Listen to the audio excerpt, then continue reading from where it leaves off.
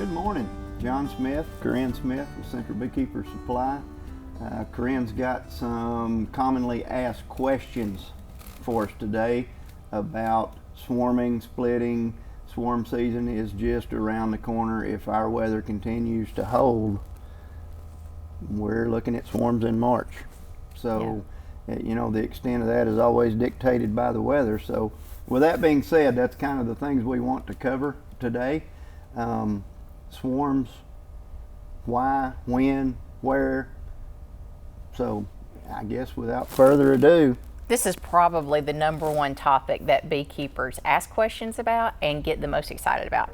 Swarming is definitely what got me excited about beekeeping. Yes. John's dad would be out in the middle of a swarm in his overalls and his rolled cigarettes, and that's it. It was a big production. It was, yeah. And we, not knowing any different or any better, we would get right in the middle of it and thankfully never got stung. So don't recommend that. I don't know how we pulled that off, but we did. So the first question, we'll just jump right in here. Why do bees swarm? You know, I think other than it's their God-given tendencies to swarm, to reproduce, to keep honeybees on the planet. They instinctively, genetically know the signs, the symptoms. They know when it's going to happen. I think that it's based on extra hours in the day, temperatures. So yeah, I think it's just DNA. Okay, so the next question we get a lot, are my bees going to swarm? You know, I get asked that this time of year probably every day. To say that your bees are going to swarm is the answer you should just know in your heart, because, you know, occasionally a colony will not swarm for whatever reason. You know, we don't have a time in the day to go into all the whys, wherefores of they didn't swarm. That, you know, well, for all intent and purpose, they're going to swarm. Just plan on the bees swarming each spring. Okay, and so basically they swarm either to reproduce or not enough space. Or, you know, sometimes they swarm because of mite loads or too many beetles in the box, too much pest. There's a lot of reasons for them to swarm out of a colony, but when you're talking about a true swarm, yes, it's typically space and the production of other queens. Okay, all right, well, we'll just jump right into the next question. Is there anything I can do to prevent a swarm? Yeah, I love that question. There's tons of things that you can do to slow the swarming, to prevent the swarming. It's like, are they going to swarm? I think the answer to that is no. That they're going to do it, whether you do it for them, and they still may do it. Once bees establish the swarm mode, as I call it, they've set the thought that they're going to swarm, you can't stop a train. And they're going to swarm. We have a lot of customers who want to cut out queen cells. Well, I cut out the queen cells and they still swarmed. They're going to build them back. So, well, we'll jump right into the next question that kind of goes into that. You said you can swarm for them. You kind of indicated towards that, which I assume you're referring to splitting a hive. So, tell us about what is a split? Well, splitting bees is you're taking a large colony, full-size colony of bees, and taking a nucleus out. Okay, so you're mimicking the natural swarm. There are tons of ways to do this, and there again, you know, we could have a 2-day topic on splitting bees. But to answer the question, you're removing. In my case, I like to remove the overwintered queen. She's your girl. She's the one that's going to bug out in the spring. Take bees with her. Every one, for all intent and purpose, half of the bees go with her. She goes. They load up with honey, pollen, bee bread. They carry that with them in the swarm. So by splitting early enough that they have, let's say they're in the stage of capped drones emerging, swarm cell cups now being turned into swarm cells, they've set the stage. They're going to do it. So you remove or you break this colony into half. Most beekeepers, I think, believe that the larger split you make, the less determined the donor hive becomes to swarm. They go in more into a state of emergency. We've dropped population. We've lost our queen. We have to find eggs of the right age, build cells, and first of all get a queen. So without muddying the water up, I think that answers the immediate question of splitting. And you have a YouTube video out there about showing step by step how to split bees. So you might check that out if you want to know the greater details in it. But basically, that's what a split is. And a good one that really should be watched that is pre-split inspection. Oh, so that way they know. That tells the folks the timeline in which to get that done. Okay, well, I'm glad you said timeline, because my next question is one we get a lot. When can I split my bees? What date on the calendar can I circle, knowing that, okay, on this date, this is when I'm going to split my bees? Is that how it works? No. I so wish that I had like this 4x4 calendar up here, and that I could have everything in beekeeping written on it for Farmer's people. Almanac. Hey, on this date, on April the 4th, split all your hives and life's good, and we're going to go on into May and start producing honey. It is not that way. There are so many variables in swarms, swarm control. There is not, in my opinion, a swarm prevention. You merely slow that process. To answer the question, I don't have a date for you. It is so weather driven that that's the basis. Extra hours in the day, the temperature, snow versus 72 for a week at the end of February. Yeah. I just don't have a calendar date. I wish I did. And here in Arkansas yesterday, it was 70, sun shining. Almost 75. And today the high is 48. So that can definitely make a difference. And about there. 30 mile an hour wind. Yeah. So this kind of next question you answered by referring to a YouTube video, but maybe you can talk about it just a touch. Okay. How do I know my bees are ready to split, and what can I look for in the hive? What your telltale signs, other than it's been beautiful for a week and the activity has increased exponentially, and the bees are now out on the porches more during the day. They're kind of rolling out front. They're almost uneasy. So the traffic has increased. You got to open those boxes. You got to crack those boxes apart, or remove a frame and do a frame by frame inspection so you don't miss anything. But what you're looking for is appropriated capped drone brood. There's a way you can gauge the age of that drone and you'll tear cells apart when you're doing your inspection to find this out. It's going to happen.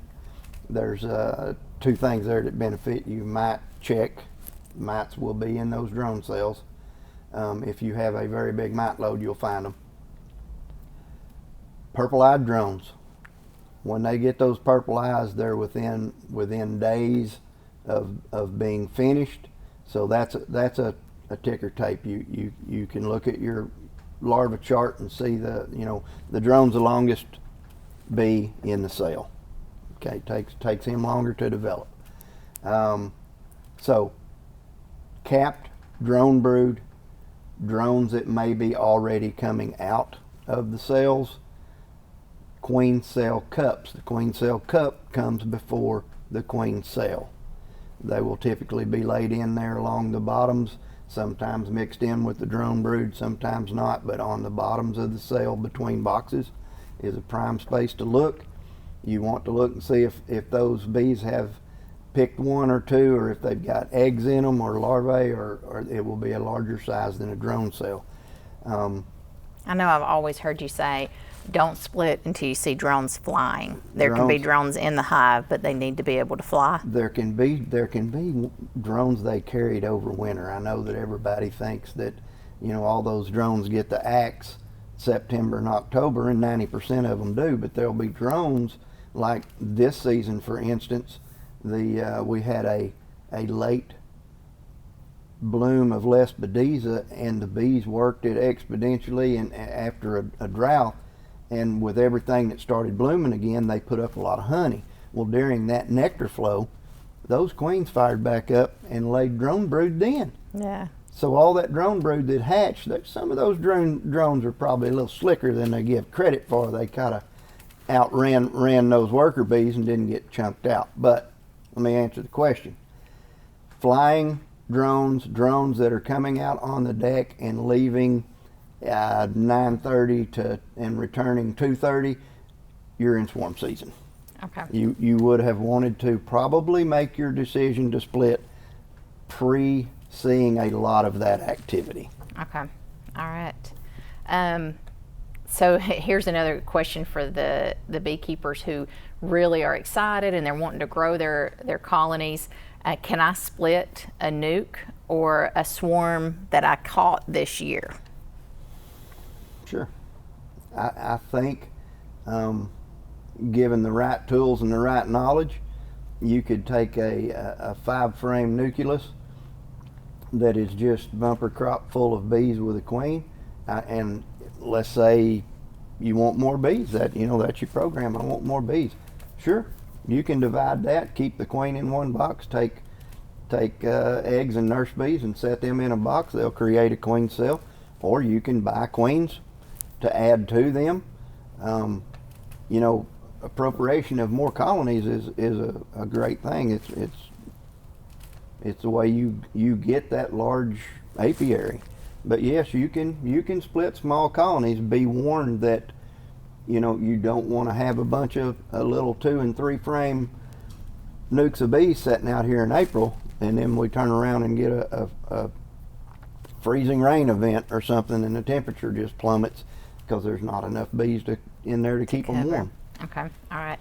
Well, after we have done a split or caught an early swarm, do we need to feed those bees? Yes. I encourage you, when you make splits, feed them both. Feed the donor. If you took a lot of resources, it's just like they've swarmed. So you've taken from the pantry. This one that you've given it to and set them up, you may or may not relocate that colony. You may take it to another one of your out yards, but put feed on them while they establish. Absolutely. Okay. All right. Is there a risk in splitting? You kind of talked about the freezing rain. There are the getting caught in the freezing temperatures is one.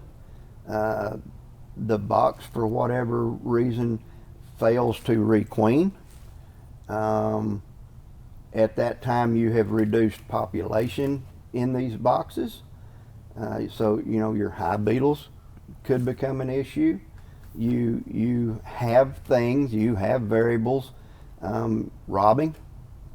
You could have made a small split, and you're feeding them, and one of these big colonies decides that they want to rob them out, and they'll destroy a small split.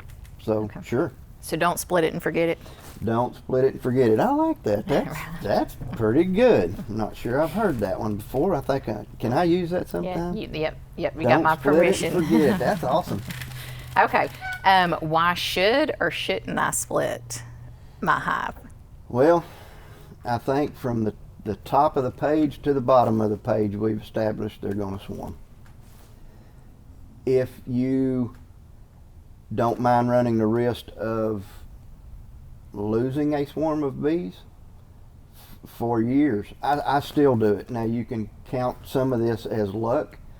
You've split off all the bees that you want to add to your bee yards, You still have hives that you haven't split. You've added supers in hopes that you've at least bought time for them not to swarm. I guess what I'm saying is you take these bees from that level in which they're big, and then you back that back down in certain cases, but the temperatures, the timings, it all factors in.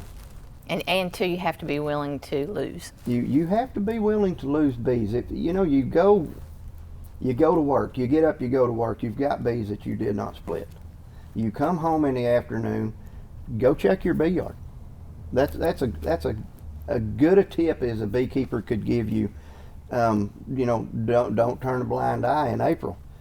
You may have missed something. You may have a split you made that's really built up, and then they swarm before you got another box on them to deter it. A lot of times I go home in the afternoon, as you know, I go straight to the bee yard, walk all the adjacent trees and bushes and make sure there's not a swarm hanging there. I end up getting a lot of bees back that would have flown off had I not gone look. Yeah. Because a rule of thumb with swarms, they may hang there 2 minutes or 10 days. You don't know. One thing you do know, they'll be there till they find somewhere to go. Yeah. And two, don't let just fear or intimidation of not knowing exactly how it's going to work to keep you from doing it. Mm-hmm. The first time we ever split bees, split 10 in one day. 10 in one day. And walked away going, well. And really had we'll no idea what we were doing. Yeah, we have no idea if this worked, and all 10 took. So that's correct. Not always all 10 take, but it worked. So it kind of gives you the feeling of being able to do it again. That's right. Hey, it can be done. Yeah, we did it. It can be done. Yeah. So we get this question a lot, or comments. People come in and go, I've got one hive of bees and I've caught 7 swarms off of it this year. A good thing or bad thing? Bad thing. Bad thing. That hive that swarmed 7 times, that 5th to that 7th time, there's not much left in that hive. That hive is now subject to load up with beetles and or be robbed out by a bigger hive. Wax moths up in the empty interiors of the boxes and comb. Bad thing. And bad thing. With each additional swarm. With each additional swarm, that's additional bees leaving. That's additional honey and stores leaving. And each swarm's going to be smaller. Sure, and each swarm, as that comes down the line, becomes little coffee can swarms, as I call them. Some of them may have virgin queens in them. It's not good. You've taken this big hive. You've actually, what I have seen in the past is you've now created, let's say you got 2 big nice swarms out of that box because it was just so jam-packed. Those are now in boxes that are going to come on, and those big swarms will probably produce you honey first year because they are in house building mode. They're carrying everything they need with them to build comb, to get that queen laying and continue that population. They just go like gangbusters because they're, again, DNA, right? We did this because we had to. We found a place to go. Everybody join together, build all the comb we need, get mama putting in more bees, and let's go to work. So 1 or 2 is a win.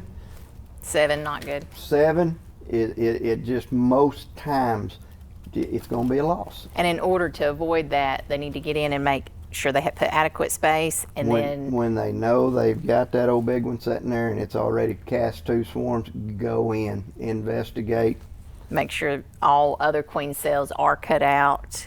Look for queens that are remaining. Take out cells. Identify what's left. You may need to reduce boxes. You may need to put on a entrance reducer. There's a lot of work to be done, but you want to try to shut that down. You're Okay. right. All right.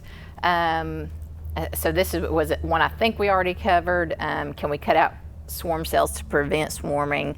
if the bees haven't swarmed yet. And I think you said no, that just doesn't work. Well, it will work to a certain extent, and there are those who will tell you that it will work. They can do it and it works every time, and that's great, because I have not been able to pull that off. That doesn't, maybe I did something wrong, but you can go in and you can remove cells, knowing the old queen is still there. Remove the cells, add a box. In my mind, I'm buying myself time For them. to split those bees or to woe up that swarm till I'm prepared to deal with it in some way. Okay, all right. So if someone doesn't split their bees, and we've already decided they're going to swarm, how do they go? How do they go about catching a swarm? Oh, there's been a lot of bad habits catching a swarm. A lot of bad habits formed. A lot of people get hurt. Well, let me rephrase that. How do I not actually catching it? We're talking about out of a 30-foot tree. No, we're talking about that's different. Before they've swarmed. How do I prepare to catch it? So traps. Trapping. Let's just decide that we're going to have swarms, and the neighbor's going to have swarms, and the neighbor's going to have swarms, and you want to capitalize on that. Swarm traps, cone traps, deep hive bodies. There's a 5-frame double deep nuke. You can Google swarm catch boxes, and it goes on and on with the method in which you can set a space, a volume out for these bees to find, locate, and move into. And then, depending on how you set yourself up, it can be as easy as going and shutting that box down at night, bring it home next morning, install them into a hive. Yes, there's tons of ways to trap bees. I have a YouTube video on that one as well. I think there's a YouTube video for that. There's a YouTube video for that. Okay. All right. So, we can talk about baiting your swarm trap and what the swarm trap needs to be and that kind of thing. But you said you do have a video on that. I have a step-by-step instructional video, catching bees in a deer stand, setting out swarm traps. I forget exactly what it is labeled, but I'm sure we can get our awesome videographer dude to put that down there. Our that YouTube link. manager. And there you go, YouTube manager. That sounds sophisticated. I'm sure he can put these up as we discuss some of these topics that we have YouTube videos on. Okay. So don't get hung up on thinking everything that I tell you is the only way to do it. That's far, far from the truth. I merely speak of the things that I have done myself and have the knowledge of. So a lot of this stuff you can put a little twist and tweaks on and get it to work the way you want it to work, and you're off and running. But be careful swarm trapping. It can be dangerous putting those boxes up high. Your catch zone tends to be high. The better catch zone, I've caught most of the bees that we've trapped have always been 9 foot or higher. Yeah. That's not always the rule of thumb. When they'll sometimes swarm and go into an empty hive on a stand. Yeah, then you won. But be careful. Yeah. Be careful. Yeah, I know this time of year I'm itching to get in the garden. I'm itching to start my plants and to get things planted. And it's the same thing with beekeepers. They're ready. They're ready for splitting. So now is the time to do research, get your hives ready, get your swarm traps and things out. So I hope this has been helpful, and I hope we answered a lot of questions you might have. And then remember, there's YouTube videos out there for the swarm catching and the splitting that we hope will be beneficial for you. Absolutely, and be safe. Let's have a wonderful swarm season. Let's try to save all those bees we can until we see you again. Roll that beautiful bee footage. Thanks for watching.